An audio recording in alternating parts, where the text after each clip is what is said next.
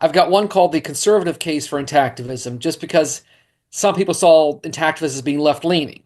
And I mentioned reasons why people on the political right should like it. Like, it's part of the Christian faith. It would, in the case of the US, it means the United States re embraces its cultural heritage as a country founded by intact men. Hello, intactivist. I'm here with the guest today. I'm Dr. Carl Augustin. I'm 47 years old. I was born in the United States of America to a father from Sweden, mother from the United States. As a result, I have citizenship in both countries. I'm now married to a woman from the Republic of Georgia. I have that third citizenship as well. We have two children together. I am into academics. I have four master's degrees and a PhD. And my favorite hobbies are world travel. I've been to 122 countries on six continents and studying languages. I've studied 27 in some capacity, but can maybe have a conversation about eight or so. Well, you'll only have to speak English in this conversation. Okay. Has your travel influenced your knowledge of intactivism?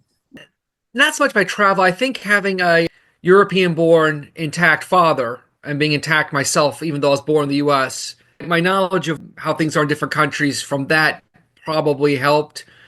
I have noticed a few things in terms of my travel. For example, I have a gold card on Turkish Airlines. So I fly through Turkey a lot because it's a great way to get to the Republic of Georgia. And I saw once, I don't know if you're familiar, but in Turkey, they mutilate boys at about age 5 or 6, usually. Because they're Muslims. Yeah, exactly. Muslims don't have a set age. It could be anywhere from infancy to late teens. Turkey seems to be about 5 or 6.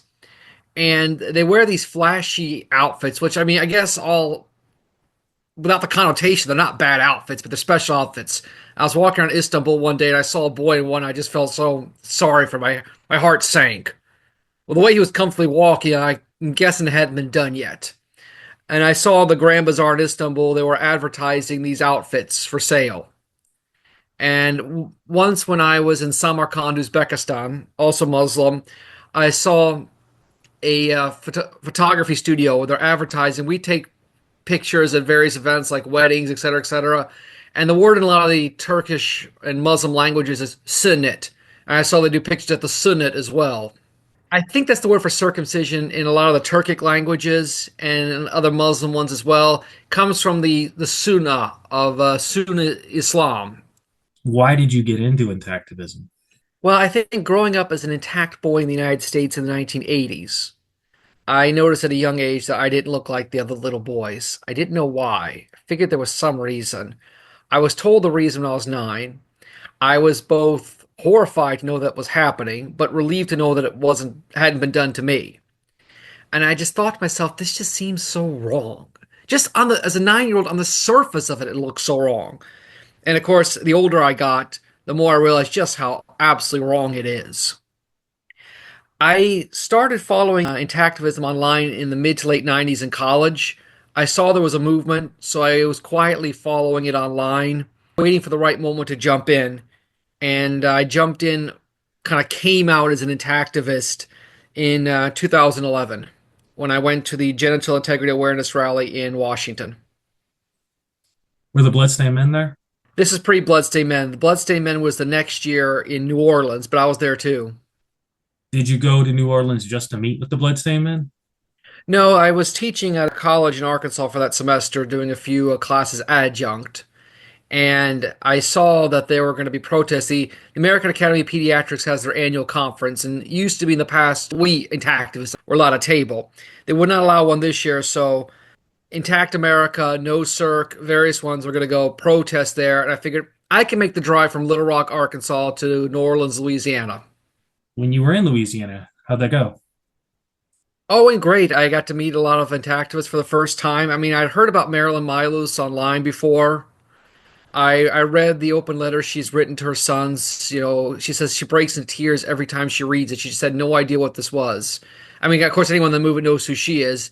I think it was 1986, while studying to be a nurse, she witnessed a procedure, was just horrified by it. And over the baby's scream, she could barely hear the doctor saying, "There's no medical need to be doing this." She ran out and vowed to dedicate her life to bringing an end to this. I met Brother Kay there. I met Georgian Chapin there.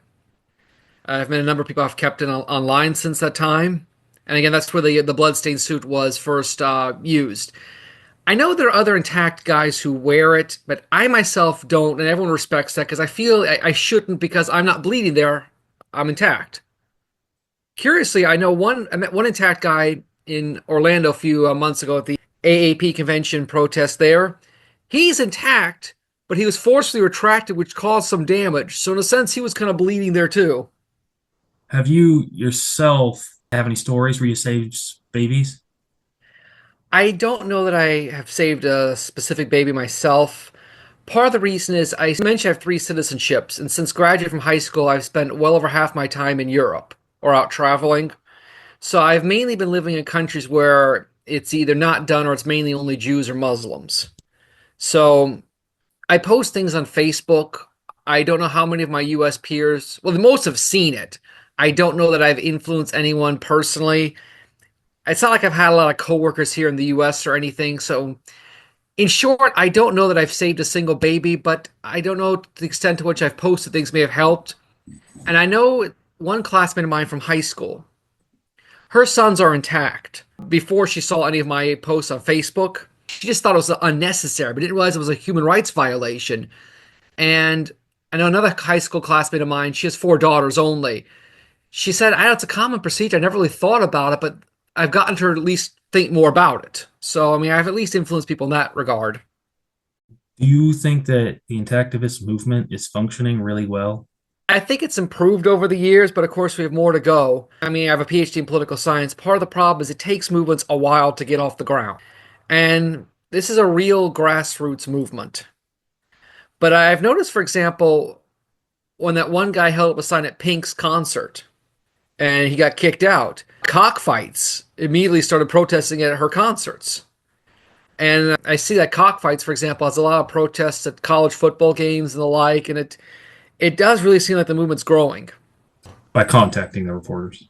I got the reporters to go to Cockfight's protest at Pink's concert. Oh, cool. How do you think that intactivism can improve? Well, for one thing, and I know this is maybe more my personal political and religious views, I think the movement needs to make it clear that it is for everybody. A little bit less so nowadays, but I remember being early on in the movement at the height of the whole new atheism thing. A lot of intactivists were bashing religion, and we cannot be seen as anti religion. I deeply value my Christian faith. Being intact is actually an important part of my Christian identity. It says in the New Testament that it's a violation of the Christian faith. Galatians, Philippians, and I've lived in two parts of the world, the Balkans and Caucasus, where Christians and Muslims come together. And there, the Christian men are intact and the Muslim men are cut. So much so that in that part of the world, being intact is part of the Christian identity. Be it Bulgaria, Georgia, these areas. We're Christians, so of course we're intact. As we've said, it violates the Christian faith, and this would be a great way to reach people because it breaks my heart when I see people in the US, mainly just the US, I don't know, maybe Africa, the Philippines, who think that it's a requirement of the Christian faith when it's not. The US is one of the few places outside of Africa where Christian men are cut. And if we could at least make everybody realize that no, this is not part of the Christian faith, that will be a great way to start. But if we're seen as anti religion, well, that's not going to get anywhere. Defend their religious beliefs. Absolutely. As I say, the best way to reach people is through their religions, not against them. I know we've got some great Muslim activists who point out, I mean, I've read the entire Bible, I've also read the entire Quran. Circumcision is not mentioned anywhere in the Quran. But what is mentioned is how God laid up everything just as he wanted it, how everything you need is in this book. Nothing was left out. And there's even a part where the devil says, I will convince them to alter the body or something like that. So, I mean, you can even make a case it's not even in the Muslim faith, although it is common amongst most Muslims around the world. So again, I mean, this is how you reach people to show them that the best way to honor your faith is to leave your sons intact. And yeah, so on the one hand, sure, you could be like a do-gooder hippie type who doesn't like circumcision, or you could be a devout Christian who says it's a violation of the Christian faith. You could be a patriotic American who says, hey, you know, this country was founded by intact men, and we are violating our Western cultural heritage by doing something the rest of the world associates with Muslims and Jews and Africans. That being said, I think they should stop doing it too. I've been proud to work with African intactivists as well. No matter what your flavor is, intactivism is for you. And we need to make it clear this movement is for everybody. Have you heard of Intact Nigeria? Yes, I've been working with Ade there. He's a Facebook friend of mine. Yeah, I've talked to him a few times. We got interviews with him too. And did you know Kennedy Owino in Kenya? Yes, we interviewed Yeah, him. I've done some work with him. I recruited him for the National Coalition for Men as well. How would you improve the intactivist movement? Okay, well, like I said, first of all, I would make it clear that it's for everybody, regardless of your background. So, not to be associated with any one type of person. That's one. One thing I think we need to do more to coordinate the groups together, as you mentioned. And also, I think we need to try to get more media coverage. Yeah, absolutely. Would you want to work on a team that contacts reporters?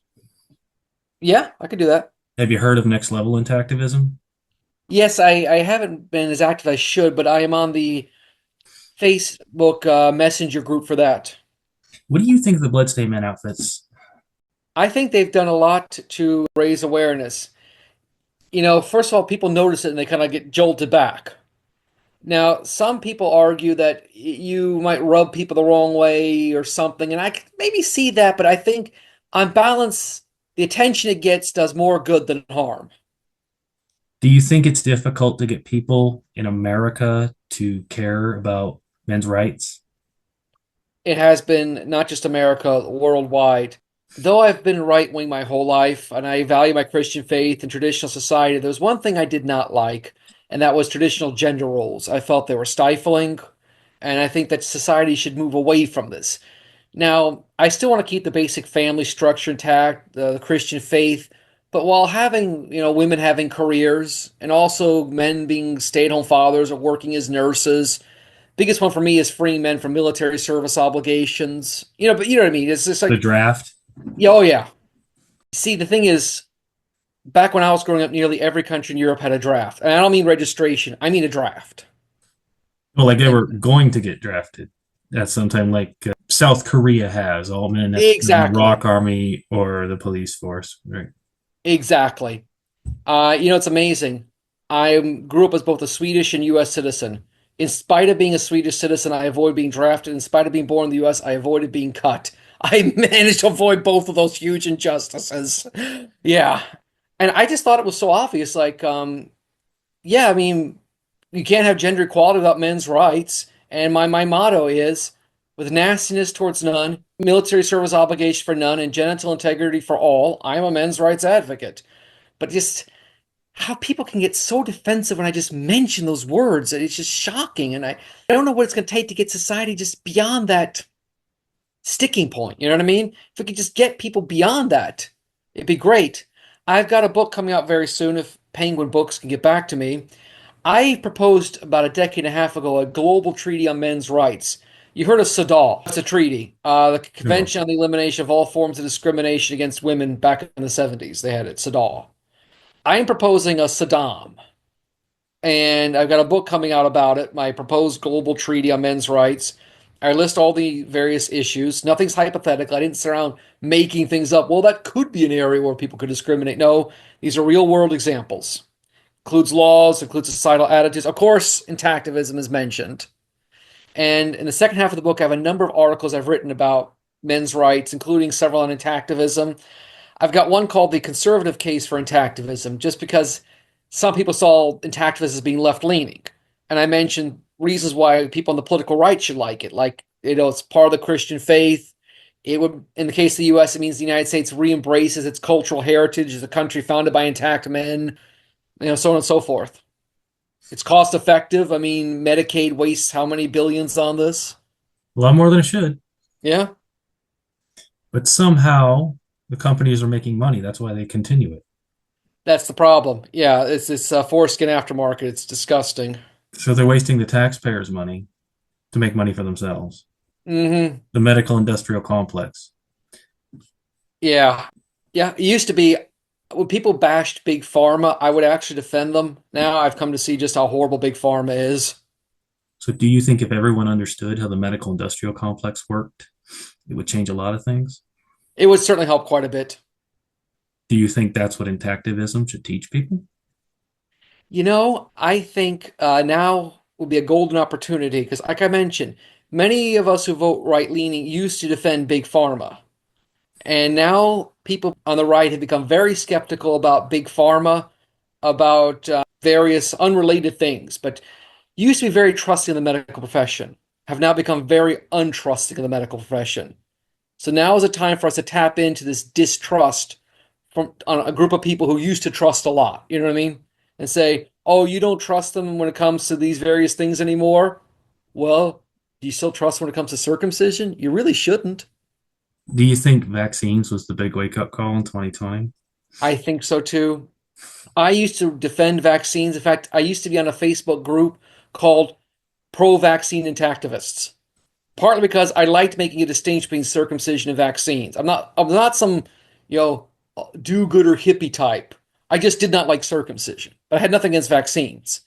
I have not become outright anti-vaccine, but I've become much more reluctant. I got 3 doses of the COVID one, and I sure hope I don't get myocarditis or something. I am so glad neither of my children had those vaccines. My wife and I used to get the flu shot every year we stopped.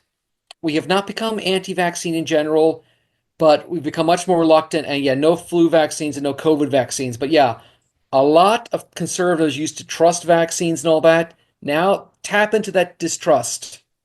Yeah, intactivists have talked about that too. Hmm. Now, do you have different opinions on different vaccines, as in the measles one and the polio one and the COVID one? You think differently? Exactly. Yeah. I've not gotten to the point where I reject them all. Polio, measles, mumps, rubella, whooping cough. I have not totally rejected those, but I have rejected flu, certainly COVID, and I'm not blindly trusting the other ones like I used to. You talked about people getting angry about being told the truth about circumcision. Would you say that it's usually parents who are doing that? You A think? lot of times, parents could be individuals. Marilyn Milo said it best. What parent wants to admit they made this mistake with their child? What doctor wants to admit there's blood on his hands? What man wants to admit that the best part of his penis ended up in the trash can? To which I would maybe slightly correct her, or was taken by some biotech firm to make some skin cream or something. And in general, who wants to admit that a country they love does this horrible thing? It was hard enough for me telling my mother that I was going to my first ever intactivist rally because I kept it quiet all those years looking into it. And I said to her, and she agreed, My, it was hard enough for me. Imagine what it's like for a guy who had a mother who had him cut, right? Yeah. Why would it be hard with you since you did not get circumcised? Why would that be difficult? Your parents would have no guilt. Oh no, my parents had no guilt. What's the difficulty there? This is a subject we don't talk about. But that's because you guys don't do it. Yeah. Hey guys, it's me, Pods. I'm briefly interrupting this interview to let you know about the Pods e-commerce program. It is vital to keeping the Prevail Over the System channel alive. Go and join us on our Discord to learn more. And best of all, it's free to partake in the Pods e-commerce program, and we don't need any of your information whatsoever. This helps us keep the interviews coming along with other Intactivist content to empower, teach, and update Intactivist with very important information, as well as being the voice for the Intactivist public. Thank you all so much. Okay, now back to the interview. But yeah, it's just kind of a nervous thing to mention to my mother that I had gotten into. Now she's been supportive of me the whole way, obviously no guilt or anything. But even to me, it was kind of hard enough to tell to them, as like I could imagine what it would be for a guy who's telling his mother who had him cut. When parents are told that it's bad and it's harmful, and they do it anyway, why do you think that they are so determined to conform? Well, first of all, we tell them it's bad, they may not believe us. There's that issue. And we might convince them that it's not necessary, but not necessarily doesn't automatically equal bad, even though it is. They may not quite be at that point. And they might think, well, first say, Father, I'm cut, I'm fine, I want this for my son. And he doesn't want to think something horrible was taken from like this. So he has to convince himself that it's good. But if he convinces himself that it's good, well, then he needs to pass on to the next one, right? That's part of the problem. Also, there's a concern that they'll be bullied, made fun of. I was never really bullied or made fun of, but if I told you I never felt out of place or uncomfortable, I'd be lying. Now, at no point did I ever wish I had been cut, but still, I did kind of feel a little different at times. First girl I was ever with had never seen an intact penis before, but she loved it. So again, this misconception that girls will reject him, he'll be made fun of in the locker room. Think about that whole locker room thing that makes no sense. I don't know about people who lived before me. I was born in the late 70s. We never showered after gym class. There were showers in the locker room, but my joke is, no, I think the intact boy would be made fun of for showering after gym class. Like, dude, you're actually gonna go shower? None of us do that. Do you have any opinion on Prevail over the system? I'm not quite sure what the strategy is. It's about Again, telling maybe the news, really. It's about keeping the people who are interested in the movement informed about what yeah, all the groups are doing. that. And one thing I know Anthony Losquardo has done is he's gone to state legislatures, like in New York, and he's met with some state legislatures to get interest there. Intaction. Yeah. For example, he met with one woman. I don't know if she's originally her parents are from the Dominican Republic. And she says, "Oh, I'm a proud Dominican mother. We don't do this in the Dominican Republic, and I have like several intact sons." Would you ever want to have your own intactivist group? I don't know if we have a need for another one. I've thought about making a Facebook page like conservative intactivist or something. Christian intactivists? Yeah, maybe that. There are two Facebook groups already on that, though. I know, for example, I had an unrelated page on Facebook that they shut down, no warning. Unrelated to activists, conservatives for the European Union, and they just took the page away from me. I've been trying to develop, I mentioned I have a PhD in political science, a new pan-European, pan-Western civilization philosophy called logomism. Logom is a Swedish unique word. It means perfect balance. It's called the Goldilocks word. Not too hot, not too cold, logom. Not too early, not too late, logom. You know what I mean? Perfect balance. And it's a philosophy that involves creating a perfect balance. And one of the parts of this philosophy, though it is right of center, pro Christian, it is also pro gender equality. And which, of course, means it's pro intactivist. So I've got a page I haven't updated much recently, but called Logomism on Facebook. And I plan to write a book on this entire philosophy. I even have a YouTube channel that's got hardly any views on it called Logomism Channel. So I kind of am running my own thing here on Logomism, where intactivism is a part of it. How would you recruit people into this movement? Guess maybe just try to talk to people you know personally who might be interested and try to convince them to join it. Well, the movement is very undermanned.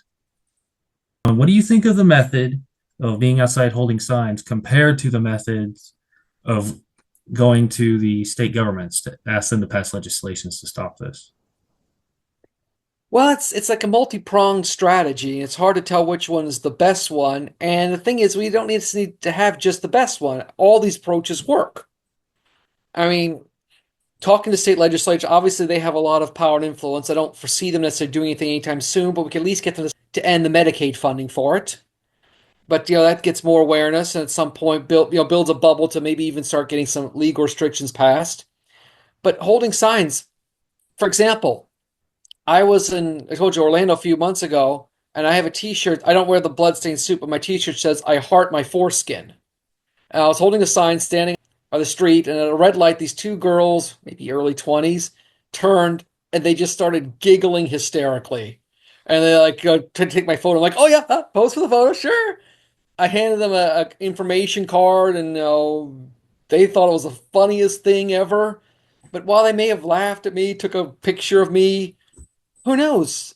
I may have planted seeds in their mind. I don't think either one of them had kids yet. That if they have kids later on, like, oh yeah, I did see that guy. I loved his foreskin. Oh, he did give me some information. You know what I mean? Just start those that seeds in their mind. They may have showed. I'm sure they showed the pictures of me to some of their friends who probably laughed about it, but still may have planted some seeds in the minds of those people as well. I hope so. And some people said, I never thought to question it. Well, us standing on those streets there helps people think to question it. Why is it that some intactivist groups can't keep track of the progress they made, meaning how many kids they're saving, whereas Intaction's more capable of doing that? I guess they haven't put any priority into it, or they haven't set up a system to actually document it in hard numbers. If such a system was invented, do you think it would be very useful for the movement? I think it could help if we could list all the babies we've saved. I know there's another grimmer list of all the babies that have died. Like I said, it's a multi-pronged attack. So yeah, lists of all the babies we saved will be great. I do agree with that. When I was with the Bay Area intactivists, we would do demonstrations. Sometimes we'd have a table outside, and we did have a book of some dead babies from the procedure. Also had one of intact celebrities that would encourage people to keep their boys intact. Oh yeah, that's a good one. Yeah, yeah. Those are our strategies. We also had a baby doll strapped to the circumstance with the tools there too to show people how the procedure's done. And we would explain everything, every step, if anyone asked. What's the most efficient way for a traveling intactivist group to plan their tour? I guess laid out in a logical geographic way, like I will lay out my trips that numerous ones I've taken. Bloodstain Men does a good job of this. They hit cities in a geographical way.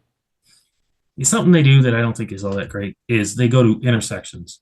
Vehicles are driving by. People really are not likely to talk to you. They're just going to sit there and then wait for the light to turn green and drive away. I think they need to be where people are walking around so they can just stop and talk to you. Yeah, not when people are in cars. So I don't That's know why they interesting. choose that. I guess more visibility. And we have made contact with people. They roll down their windows and we give them cards. There's been some, but that's interesting. Yeah, maybe an area with more foot traffic. Well, compare that to what Cockfight does. They go out to a football game. Everybody's standing around. Nobody's in a True. vehicle. That's much better. Plus, they're already in a happy mood, and it's college age people. Majority of the people there Hmm. just recently had kids or about to have kids.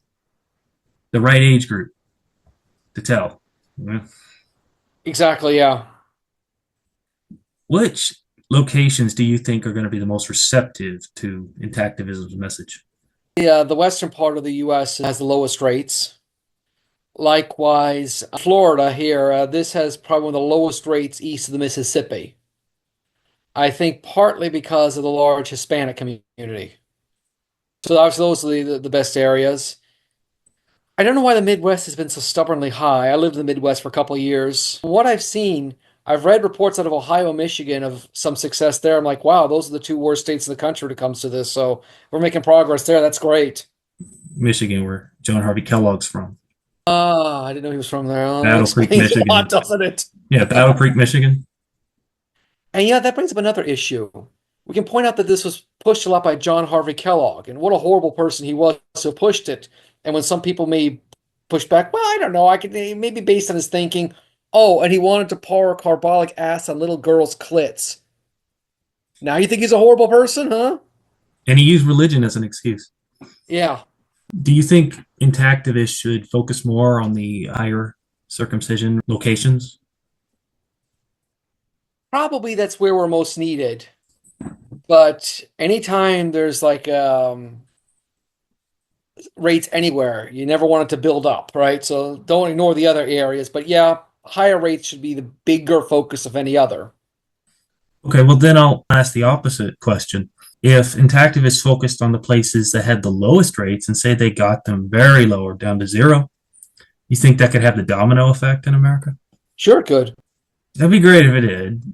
In fact, I suspect that because I think 2011, the Bay Area activists had a petition to get circumcision on a ballot in San Francisco to vote to make it illegal.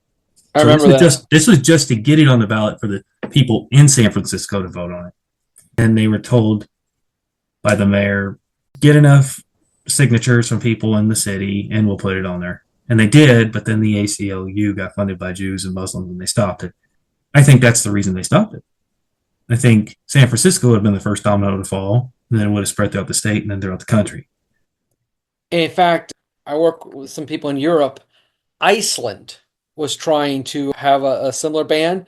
I mean, Iceland has one of the lowest rates by European standards, by world standards. I think the rate in Iceland is like 1 in 42,000. What, 3 or 4 men in the entire country are?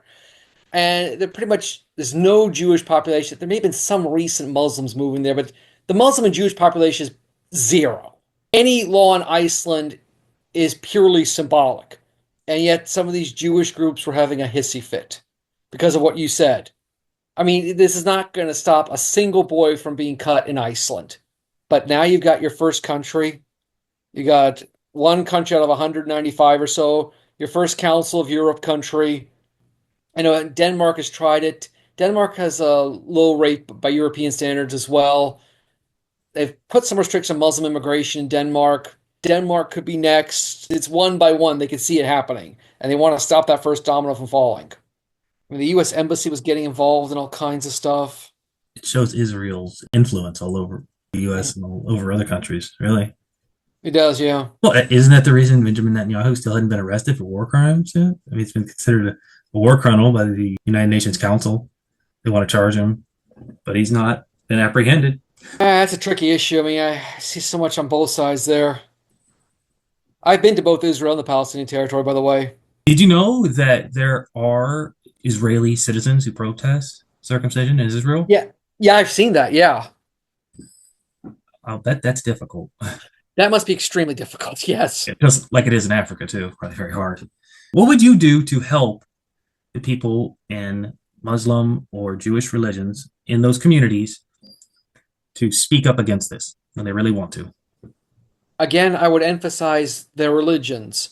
Islam does not mention in the Quran, and it is not specifically a requirement amongst Muslims. It's just tradition, but not specifically Quranic requirement.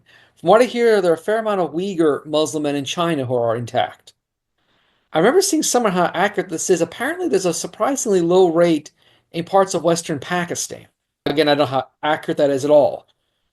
And again, we've got some great Muslim intactivists. I would use these Muslim intactivists and show that the best way to honor God, the Islamic faith, is to leave the body intact.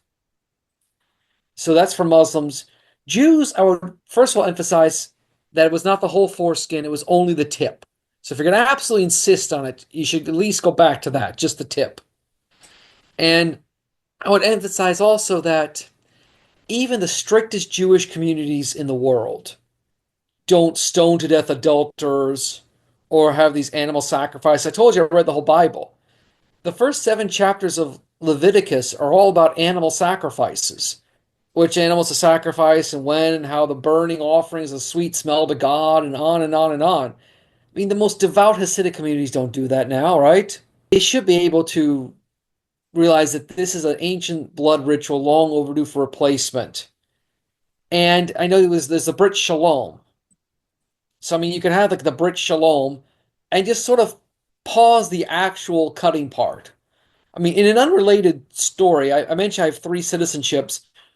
When my wife and I got married, we wanted 3 wedding ceremonies. Being a citizen of 3 countries, well, at the time too, but my wife a third one, we wanted to have a wedding ceremony in all 3 of our countries. And she's Orthodox. I joined the Orthodox Church.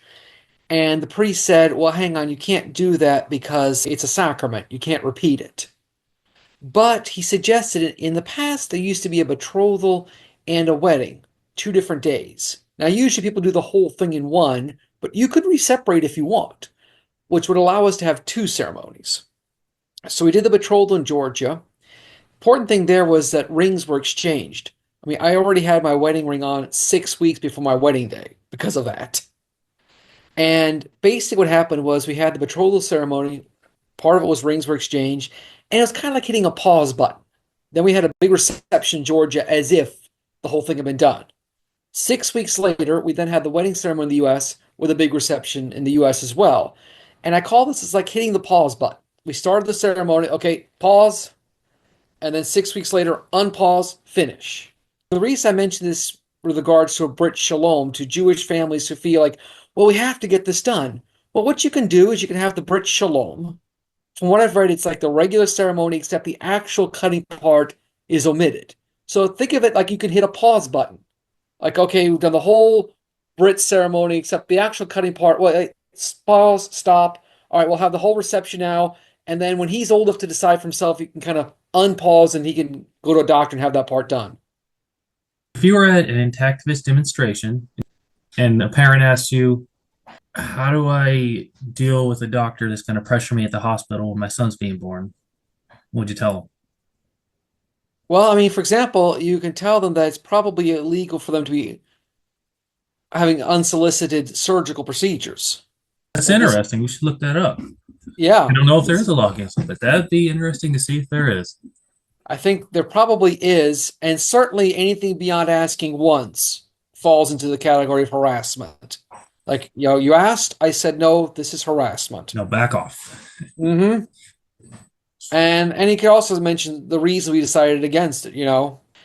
He should be able to choose for himself. Most countries don't do it. Men live just fine lives there. The 20,000 nerve endings. Also, you can mention a religious angle. Yeah, where we value our Christian faith, and the New Testament forbids it. I would tell the parents, just film them with your phone and just say Yeah. this doctor, and say the doctor's name on video. This is doctor whoever, Mhm. nurse whoever, and then say it on video so it's heard. I do not want my son circumcised. And if they keep pushing it, there you go. You have it on video to show that you already told them before they ever asked. Mm-hmm. And that would work. If you wanted a lawsuit, you could take that to the lawyer. Mm-hmm. How would you advise regret parents talk to their kids to help repair their relationship with their sons? Well, it's a classic line. When we know better, we do better. And we did what we thought was best, and this was the reason. And we now see that it was not the thing to do, and we feel horrible about it. What about the parents learning about the subject? Because the children want them to. It's tricky on who it comes from first. If the parents themselves realize it was a mistake, we have a lot of regret parents in the movement. But when the child is the one who initiates saying that this was wrong, I can see a lot of defensiveness. But if the son doesn't, then most of the time the parent is never going to come to that Oh, no, no, realization. no. Well, Usually, most of the time, it's going to have to start with the son. suppose so. Although I imagine there's some parents who maybe had it done without giving a second thought, and years went on and started hearing some intactivist information and thought, oh, gee, that kind of was unnecessary, or, it's like, I guess it could come that way too. Because I know I've read stories of the older son is cut, but the younger one's intact, and the difference is only one is 5 and the other's 2 or something. So obviously it didn't come from the 5-year-old. In some cases, it was a bad experience with the older one being cut.